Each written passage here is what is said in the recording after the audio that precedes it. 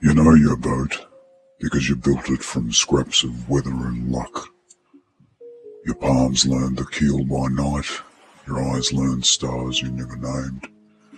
On the worst days, you kept moving because stopping wasn't a real choice. Then one day someone climbed aboard. Easy smile, a way of speaking that sounded like home. And you handed them the tiller for a while. It felt good to rest. Of course it did. Storms are tiring and boredom can be its own kind of gale. Besides, they showed you an old way you loved but had forgotten. And in that remembering, there was relief. The first drift was small, almost kind. A degree here, a degree there. You didn't say anything because change often needs a little time to settle, and plenty of good things once arrived the same way. Awkward at first, but then yours forever. You told yourself you could course correct later anyway. They weren't doing anything wrong. They weren't doing anything, were they? They were just doing them. So you tucked the worry away, as we all do, one soft compromise at a time. Weeks turned into weather. Somewhere between the good laughs and the quiet dinners, you noticed you'd stopped doing the things that make your hands feel alive. The storm finally came and you reached for skills that had grown stiff from disuse.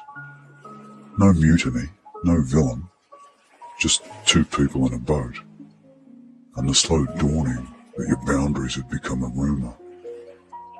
The sea doesn't punish, it reveals. If you don't steer, something else will. Now, this isn't just personal, it's species-level muscle memory. We have a long habit of giving the wheel to anyone who talks like certainty. Kings, parties, platforms. The algorithm dressed as a compass. Whole nations have woken to find they've been passengers on ships captained by people who were themselves being steered by fear, by markets, by the theatre of outrage. We are clever animals who forget we are sailors. We trade the hard craft of navigation for the soft narcotic of being carried. And still, beneath the drift, lives change. Slowly. And there's an old inheritance that lives on. The tenacity of ancestors who kept moving through weather far worse than this. Not perfect people, determined ones. Their gift is not a script for your life, but a temperament. The steadying hand that returns to the helm after shock, after loss, after love. Call it a past life knowing if you like. Nothing mystical, just the body's archive of how to continue. And it surfaces in odd ways. The peace you feel in high heat, the alert clarity of winter air, the way a coastline calms you for no particular or sensible reason. It's the quiet, almost embarrassed certainty that you belong to the elements you cross. Sometimes, however, two helms become one rhythm. Sometimes they tangle, and sometimes a beautiful passage ends in a grind of rock and white hiss of sail torn free. If that's you, if your boat is smashed to smithereens, if your charts are pulp, there is a hard mercy waiting. The moment you climb onto wreckage and realise you are still buoyant. It's not romantic, it's work. You lash two timbers together, you read the sky with squinted eyes, you accept that grief is a weather system and steer anyway. The species has done this 1,000 times. Floods, fires, plagues, wars. And the miracle isn't that we never hit the reef. The miracle is that we rebuild wiser hands on the next wheel.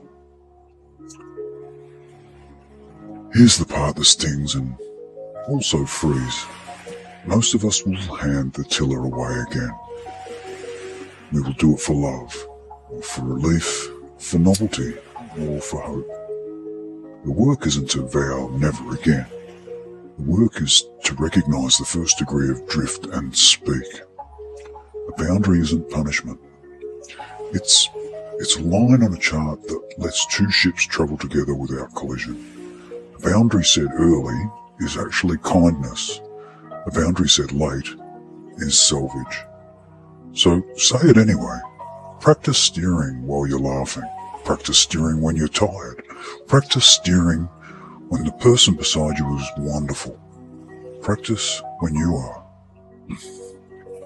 Because out beyond the romance of all this is the physics of attention. Whoever steers your attention steers your life. Entire industries are built to keep your hands off the helm. Endless scrolls, engineered feuds, outrage on tap. The species result is a fleet stuck in circling storms we mistake for purpose. Taking back the wheel is not a private mood.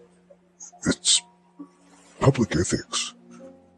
A population that can navigate its attention, slow it, aim it, return it, is a population that can change course. Policy follows culture, and culture follows what we can hold in our gaze long enough to improve. None of this requires hating the person who steered for a season. They taught you something, even if it was how to say no without apology. They were weather too. Offer thanks if you can, distance if you must, and keep your ship true. The masculine steadiness in women, the feminine receptivity in men, these are not errors to be shamed out of us. They're the twin hands on one wheel. We navigated as a species with both for tens of thousands of years.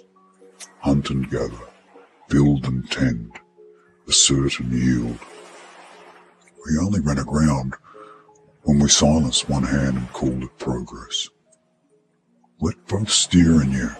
Let courage set direction and care choose the safest water. That balance it's not philosophy, it's seamanship. There'll be days you crave the passenger seat again. Let that be your rest stop, not your mailing address. Make small rituals of return.